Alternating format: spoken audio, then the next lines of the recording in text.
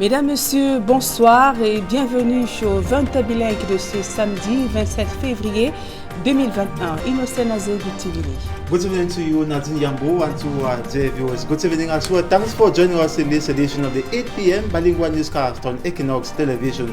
In our top stories, 24-year-old Ali Muhammadu is the winner of this year's Mount Cameroon Race of Hope, defeating last year's winner, Godlove Gasibwin, and also Kitan Midret is first for the senior female category, defeating Tata Karin, who came first last year. And see, in this edition of the newscast, we'll present to you what the Mount Cameroon Race of Hope was pregnant with, and equally the security that surrounded the Mount Cameroon Race of Hope, and some of the athletes who sustained injuries as they challenged the chariots of the gods in this newscast. À la une de ce journal, de nouveaux champions au sommet du Mont Cameroun, Ali Muhammadu et Kitan Mildred sont les vainqueurs de la 26e édition de la course de l'espoir déroulée ce samedi à Boya, dans la région du sud-ouest Cameroun. Le monde des affaires pleure l'un de ses plus grands bâtisseurs, le milliardaire et le magnat de l'hôtellerie, Pascal Moukam, est décédé ce samedi des suites de maladies en Afrique du Sud. Et à suivre au cœur de ce journal, le témoignage d'un de ses fils qui revient donc sur les circonstances du décès de son père. Voilà pour le sommaire.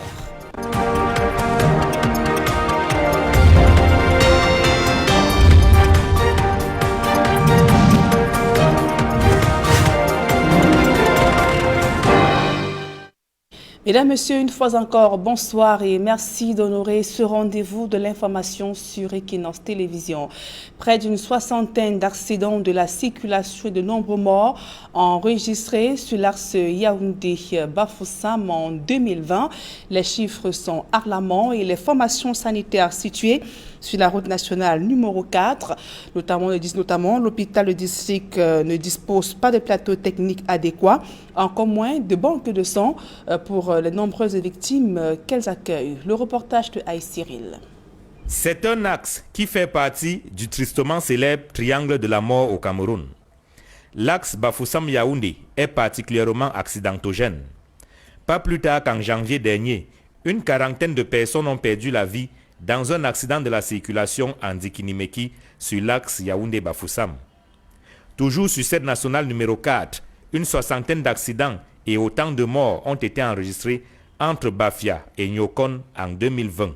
Dikinimeki se trouve sur un axe accidentogène, la route centrale Yaoundé-Bafoussam, et il y a beaucoup de risques. Et hormis ça, à l'intérieur, comme pour ceux qui sont de passage, il y a beaucoup de problèmes de santé qui se posent. Le tronçon Bafia, pour ne pas dire Konyambeta, jusqu'à Nyokon, c'est un tronçon très accidentogène.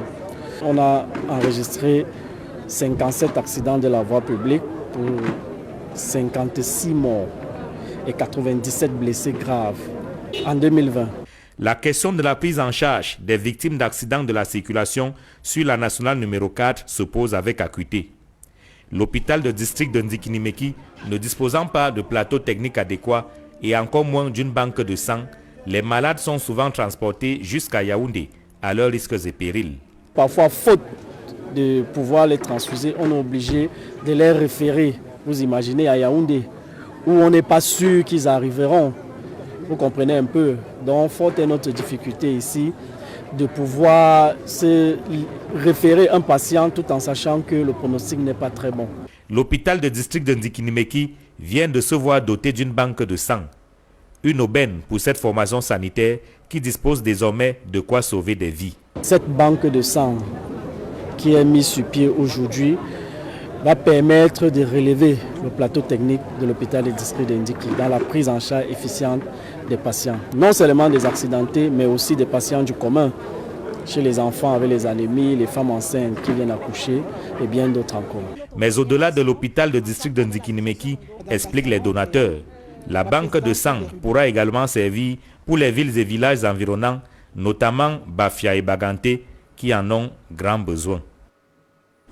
Et puisque l'on parle santé, le Cameroun dispose l'un des taux les plus faibles de contribution de l'État à la couverture santé, soit moins de 5% et moins de 2% pour le secteur privé. Cette problématique était au cœur d'une rencontre entre le patronat camerounais et le ministre de la Santé publique, le JICAM, a donc saisi l'occasion pour émettre des réserves et même des critiques quant à la faisabilité d'un tel projet au Cameroun. Le reportage de Cédric Ding d'Alastiana. Au Cameroun, moins de 2% des travailleurs du secteur privé jouissent d'une assurance santé. Une problématique qui a été au cœur des échanges entre le groupement interpatronal et le ministre de la Santé publique en visite de travail dans la capitale économique. Manaouda Malachi est revenu sur la notion de couverture santé universelle et sur l'implémentation de cette dernière prévue pour le prochain semestre. Un délai jugé trop court par le patronat. Célestin Tawamba, président du JICAM, a émis des réserves quant à la faisabilité du programme dans cet intervalle de temps lors de ses échanges avec le ministre de la Santé publique. Mesdames et messieurs, permettez-moi de donner quelques observations. D'abord, je ne vois pas comment est-ce que l'on va pouvoir mettre en œuvre un tel outil avec un tel délai, vous avez dit premier semestre. Il ne faut pas qu'on ouvre une boîte à Pandore où on va effectivement se retrouver encore avec des problèmes inimaginables. Nous pensons qu'il y a un certain nombre de préalables à observer avant de mettre en place un tel outil. Je l'ai dit tout à l'heure, je pense que vous n'avez pas certainement très bien suivi. C'est vrai qu'il faudrait que la capacité contributive soit à un niveau qui nous permette, n'est-ce pas, de faire vivre le projet. Mais on ne peut pas attendre cela. Parce que si vous attendez que tous ces préalables soient faits, c'est un peu comme si quelqu'un me disait notre plateau technique aujourd'hui ne nous permet pas de faire la CSU. Je leur ai dit, mais alors, qu'est-ce qu'on va faire? Nous attendons qu'on ait chacun des scanners dans les CSI et dans les CMA pour faire la CSU. Non. Je vous ai dit tout à l'heure qu'il faut commencer quelque part. La couverture santé universelle sera financée pour sa première phase à hauteur de 150 milliards de francs par l'État du Cameroun, avec une contribution salariale oscillant entre 2 et 5% du salaire net selon le modèle de prélèvement des impôts. Seulement voilà, pas de quoi rassurer le patronat. On en fait un support couvert. Le principe d'avoir une assurance couverture santé universelle, c'est pas possible. Mais nous continuons de mettre nos réserves sur son équilibre, sur sa soutenabilité. Alors si l'État nous dit, écoutez, pas de problème, je vais le subventionner, chiche, on y va. Et voilà, vous allez me prélever pour 2% sur mon salaire net, parce que quand on dit salaire net, il y a également une augmentation de charges. Faites attention. Parce que je vous ai dit, nous posons dans le détail. Et à chaque fois que l'administration fiscale nous dit qu'il n'y a pas de charge, elle seule sait ce qu'elle considère comme impôt et qu'elle charge. Il y a des mécanismes de régulation qui ont été prévus et qui visent, parce que vous parlez de soutenabilité, oui, on a un avis de soutenabilité du ministère des Finances en fonction de ce que nous avons fait comme étude, parce qu'on ne sait pas assez simplement pour dire que nous allons faire la couverture santé universelle. Plein d'études, madame le docteur Fan l'a pas dit, mais plein d'études ont d'abord été commandées, effectuées dès le départ. À terme, la couverture santé universelle devrait coûter la bagatelle de 1300 milliards de francs à l'État camerounais afin de faire passer sa contribution à la santé publique de 5 à 15%, comme stipulé dans la déclaration d'Abuja.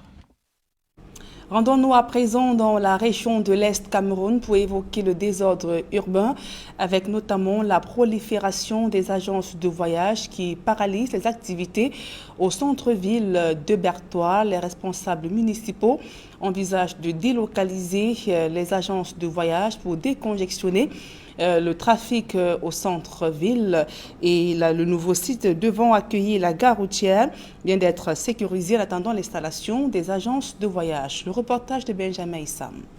Quartier Banville à Bertois, les agences de voyage y ont élu domicile avec tout le cortège de désordres urbains et de grands banditismes. L'insécurité et la promiscuité inquiètent la communauté urbaine de Bertois. Dans un délai de 6 mois, toutes ces agences de voyage seront délocalisées. Un premier site est trouvé au quartier Kano. Ici sera érigée la gare routière du Nord pour les voyageurs à destination de Garoboulaye, Ngaoundéré, Betaréoya, Batouri, Oulu Tchad et la République centrafricaine. Sur une superficie de 2,5 hectares, la mairie de ville vient d'ériger une clôture afin de désengorger le quartier Banveleu. Cette future gare routière du Nord va aider à désengorger, n'est-ce pas, le centre-ville. Dans quelques mois, disons dans 6 mois, vous ne verrez plus les agences en direction du Nord, en ville. Et tous seront installés ici à Kano. Donc, pour la ville de Bertois, c'est très bien.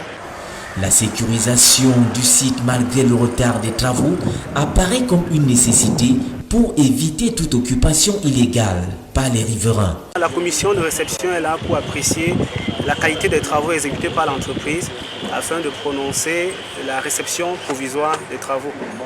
Donc, dans l'ensemble, nous sommes satisfaits de la qualité des travaux exécutés par l'entreprise de groupement et surtout la célérité avec laquelle ces travaux ont été exécutés. C'est vrai, à un certain moment, on a été inquiet par rapport au retard que l'entreprise accusait. Les responsables des agences de voyage piaffent d'impatience, mais des négociations sont en cours avec la mairie de ville pour un démarrage effectif des travaux de construction des agences de voyage.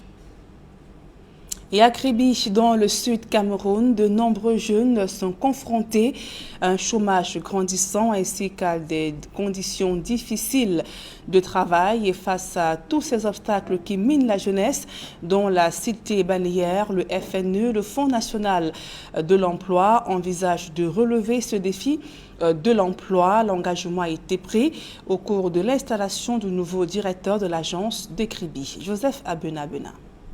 La question de la qualité et la quantité de l'emploi se pose avec acuité. Pour certains jeunes recrutés dans les entreprises portuaires, c'est le calvaire. Nous travaillons au moins 13 heures par jour, tous les jours. On nous a remis un contrat bien stipulé en disant que nous allons toucher telle somme. On se rend compte que les travailleurs sont en avance même sur la société. Ça veut dire qu'ils n'ont même pas pris le temps de respecter tout ce qui a été écrit. Pendant les cérémonies d'envergure nationale à Kribi, les services sont importés de Yaoundé ou de Douala, une situation qui a souvent suscité de l'indignation. Nous-mêmes, on a des groupes de danse ici, mais on enlève les gens à Yaoundé, on donne l'argent. Nous qui sommes ici, on nous chiffonne. On n'a pas de pouvoir ici chez nous. Ça quitte même d'abord nos élites même. Ils préfèrent aller donner un fille qui sort d'ailleurs. Mais je suis dans ce domaine 8 ans aujourd'hui. Jusqu'à aujourd'hui, je n'ai même pas de soutien. Même le travail, il n'y a personne qui a le travail ici. Personne. Mais il y a des gens qui connaissent lire et écrire, ils sont là.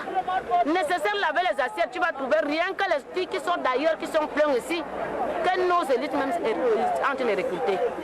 Mais à quoi bon à dire que nous sommes chez nous? Président, la cérémonie de passation des services des directeurs sortants et entrants, le directeur général du FNE prescrit la communication et la ténacité à ses collaborateurs. Je ne vois pas un pays où tout est à faire et on dit que leurs enfants n'ont rien à faire. C'est incompréhensible, ce n'est pas normal qu'un pays comme le nôtre où tout est à faire, les enfants sont à la maison à ne rien faire. Notre rôle est de tout faire pour que ces personnes aient du travail. Et devant cela, il faut développer des qualités de professionnalisme, de rigueur, de ténacité, de persévérance et de probité. Et tout ceci dans la probité pour que nous puissions, n'est-ce pas, trouver du travail assez. Et j'ai donné les 2 orientations qui sont des points focaux cette année pour le Fonds national de l'emploi. Alors que le directeur sortant est promu à l'agence régionale de l'Est à Bertois, le nouveau directeur de l'agence FNE de Kribi devra percer le mystère des recrutements dans les entreprises portuaires, mais également promouvoir des projets générateurs de revenus. Et je vous le disais en titre, le monde des affaires est en deuil. Le multimilliardaire et le maniaque de l'hôtellerie Pascal Monkam est décédé aux premières heures de ce samedi dans un hôpital d'Afrique du Sud. Son décès a été confirmé par sa famille il y a quelques jours. Il avait quitté le Cameroun à bord d'un avion médicalisé en direction d'Afrique du Sud pour des soins. Après donc les rumeurs annonçant son décès il y a quelques jours sur les réseaux sociaux, sa famille a aussitôt démenti cette rumeur et cette fois-ci, son décès est confirmé. L'homme d'affaires était donc propriétaire de plusieurs sociétés au Cameroun et en Afrique du Sud et s'était aussi fait un nom dans le secteur de l'hôtellerie avec l'hôtel La Falaise. Pascal Monkam quitte la scène à l'âge de 91 ans, rongé par la maladie. Et dans l'extrait qui va suivre, l'un de ses fils, Alain Christian Monkam, le cœur lourd et meurtri, revient sur les circonstances du décès de son papa. Bonjour citoyens. J'ai le regret de vous annoncer le décès de Monsieur Monkam Pascal. La nouvelle vient de nous parvenir d'Afrique du Sud immédiatement. Nous savions depuis quelques jours que les pronostics des médecins étaient extrêmement mauvais. Et donc, Monsieur Monkam Pascal vient de partir. C'est une perte immense pour la famille et pour l'ensemble du Cameroun, au vu de son œuvre qui s'étend sur 60 années.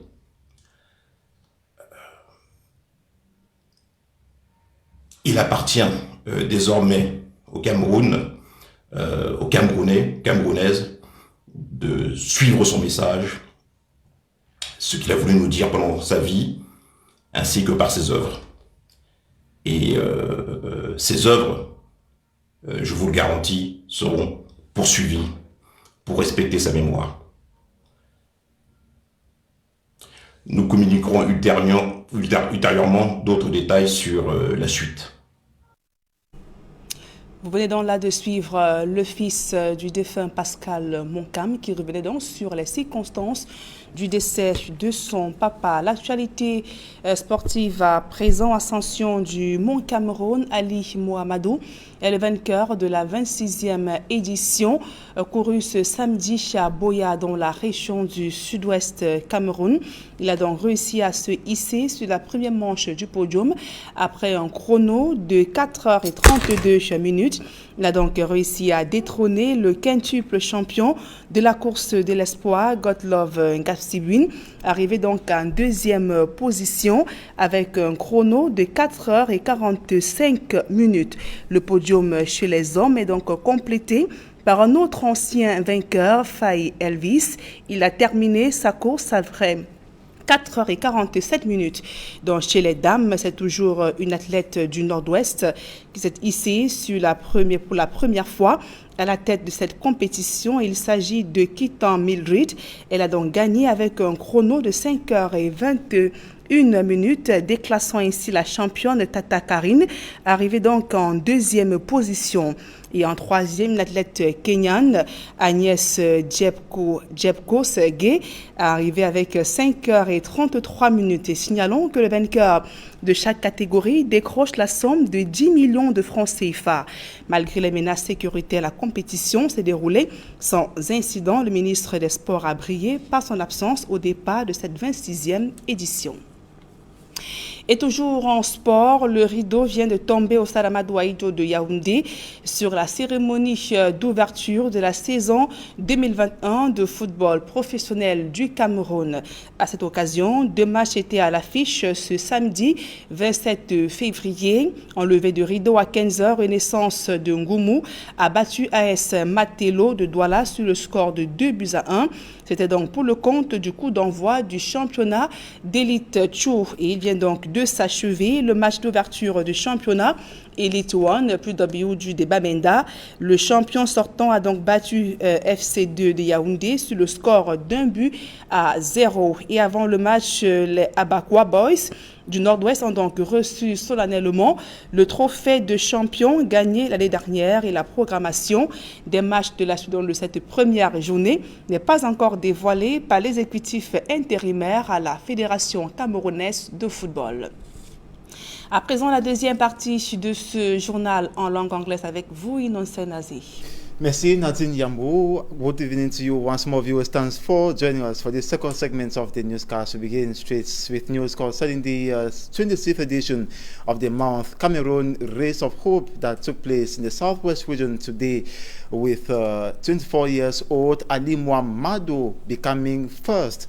That is in the senior male category. He covered a distance of 4 hours and he arrived first at 4 hours and 31 minutes. It defeats the first for last year, that is Godlove Gabsibwin, who came second. Now here's an excerpt of Ali Muhammadu, who expresses himself after going back home with the trophy of 10 million francs CFA. Take a listen.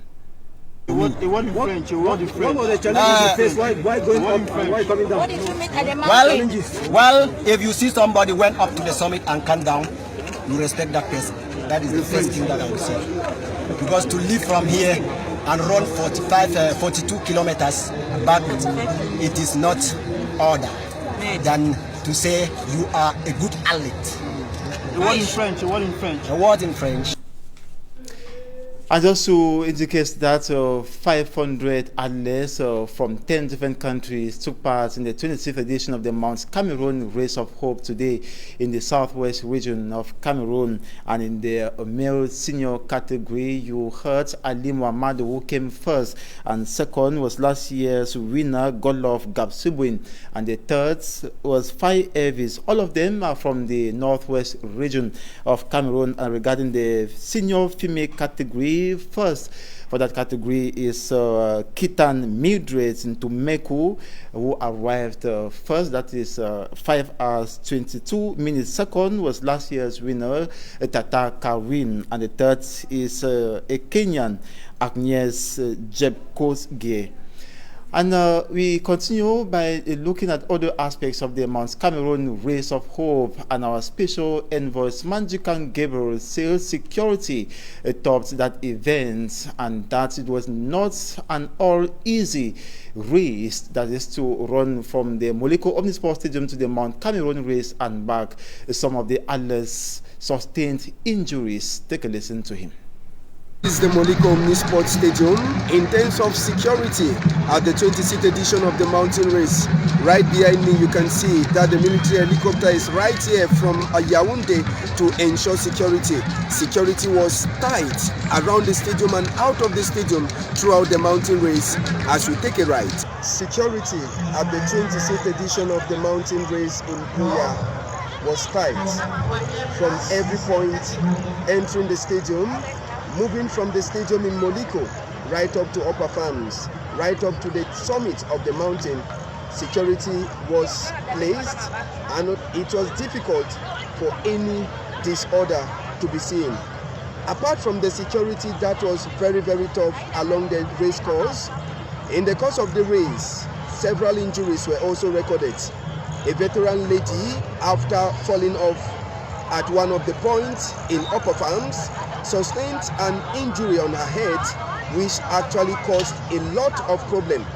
It was thanks to the doctors that came from the Ministry of Defense and Dr. Divine Mukake of the regional hospital in Buya that the woman's situation was finally arrested.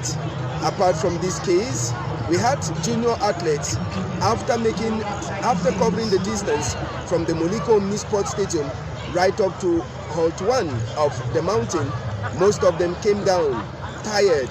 The Red Cross was also present to help search. The 26th edition of the mountain race is over, dominated by athletes from the Northwest region and having athletes from foreign countries like Kenya that also made their name known in the course of this race. Attention is now being placed for the 2022 edition that will be hosted still in Buya. From the foot of the mountain in Buya, Derek Jato, Smart Nchikan Gabriel, Equinox Television News.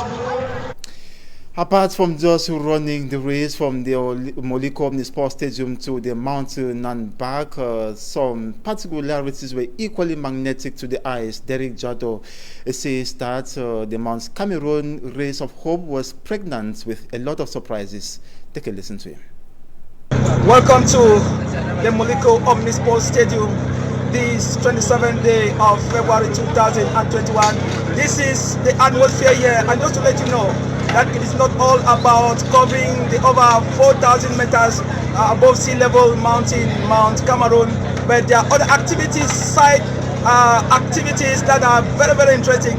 You can see right here, activities, sporting activities. You see kids playing. We have stands, exhibition. This one is telling the story of the Mount Cameroon, and of course, telling the story of the queen of the mountain, I suppose. And over here, you can see a reflection of Africa in style. You see exhibition here of art feet, telling the story of the people and telling a story of Africa. We are going to the heart of the mountain race, talking about the heart, just to let you know that 95% of the Mount Cameroon race is being run in the Mount Cameroon National Park, and this is where we are. Well, Mount Cameroon National Park in itself is a touristic destination. We have flora and fauna. We are going to be talking with some experts as to what you need to know when you climb up inside the Mount Cameroon National Park, and equally what you need not to do when you are in this park. We are discovering Mount Cameroon National Park, like I did mention. 95% of this race is being run in the park, so it is a place that most tourists before now have been camping in the Mount Cameroon National Park, because Mount Cameroon National Park has everything.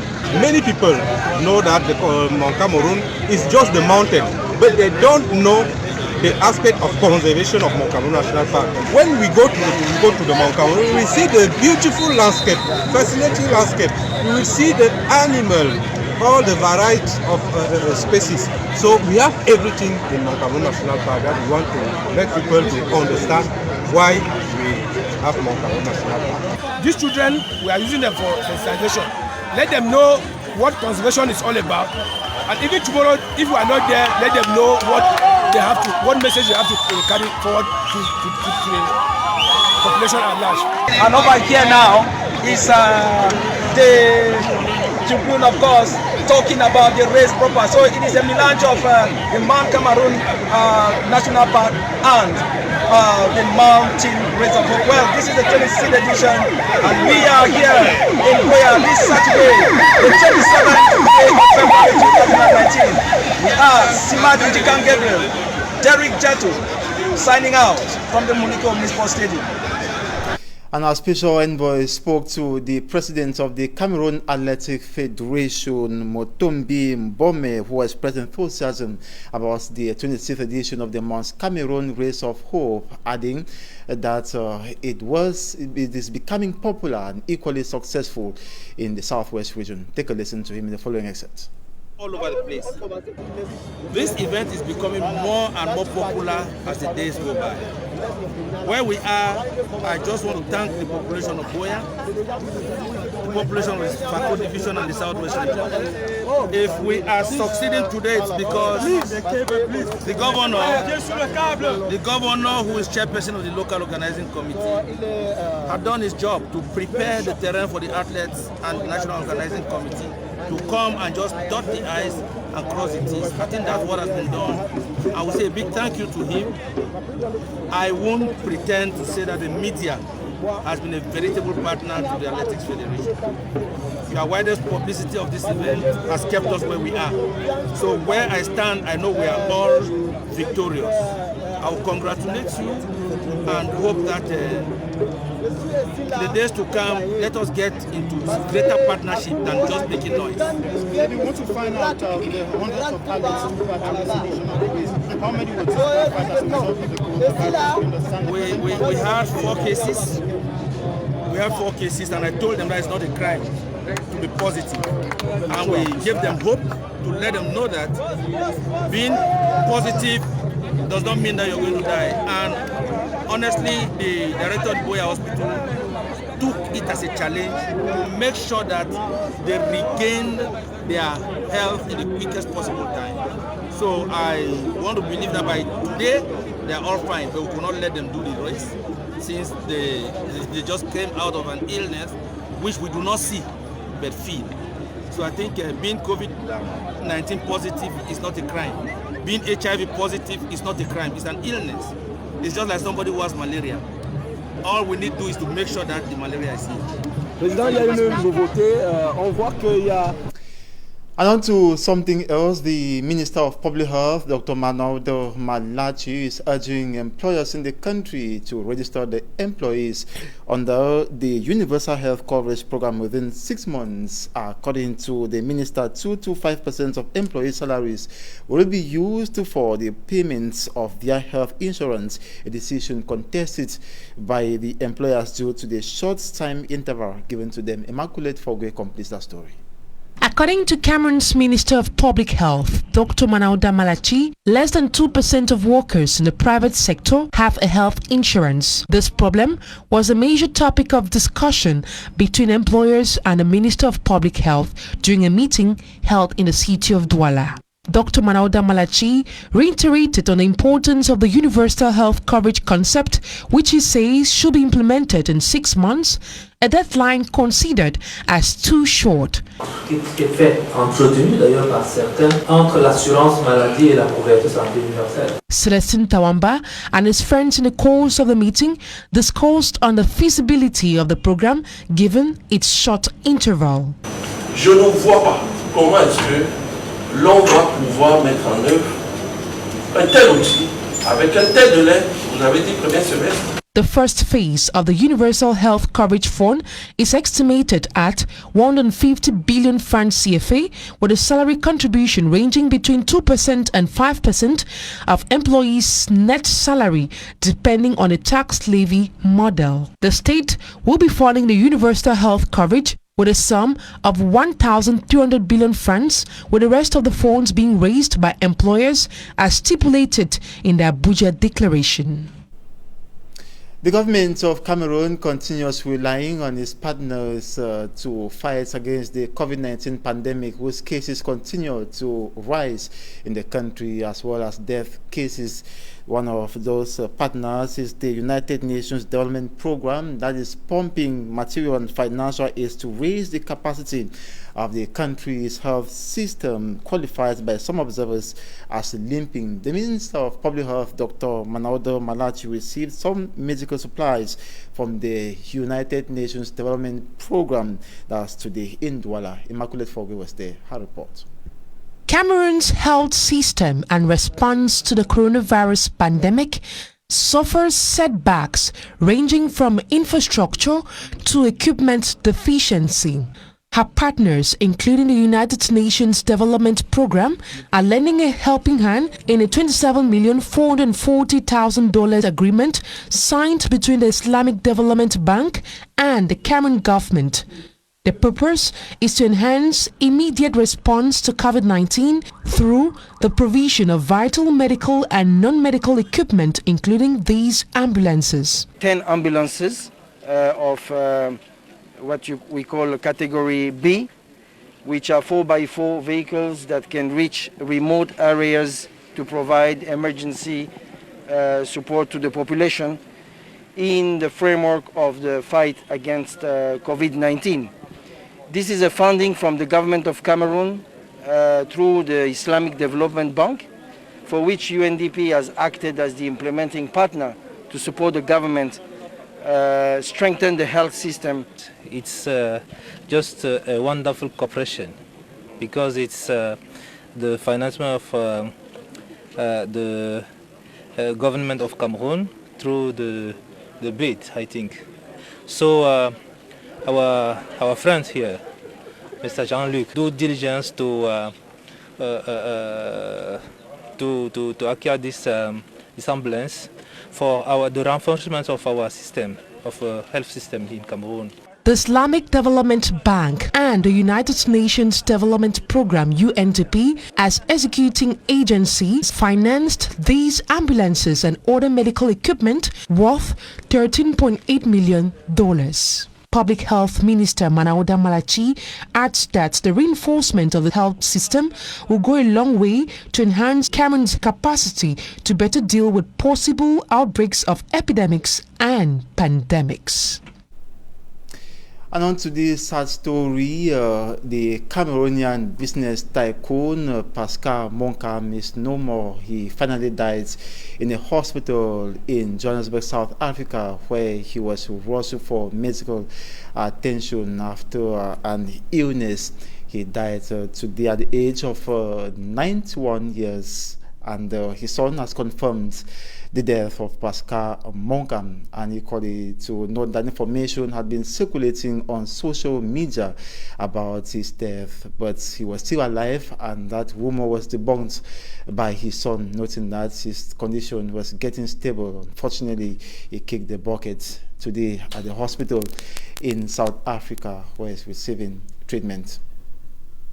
And just to as well take a note in sports to indicate to you that opening matches for the 2021 season of the Cameroon Elite One Football Championship took place in the nation's political capital, Yaoundé, and the first encounter was between Renaissance of Ngumo and RS Matelot. It saw Renaissance beating RS Matelot 2-1. And the second encounter was between the champions of Cameroon, PWD of Bamenda, and FC2 of Yaoundé are the defending champions. So the champions of Cameroon, PWD of Bamenda, trashed FC2 of Yaoundé. That's 2-0 in the openers of the Elite One Championship for this season 2021. And the trophy of the champions of 2020 were given to Young Sports Academy of Bamenda after the encounters.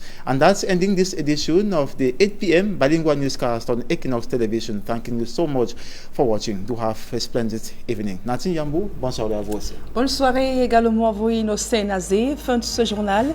Mesdames et messieurs, merci pour votre aimable attention et bon week-end à tous et à toutes.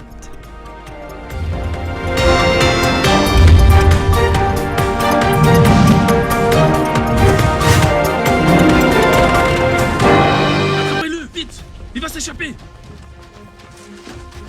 Vite!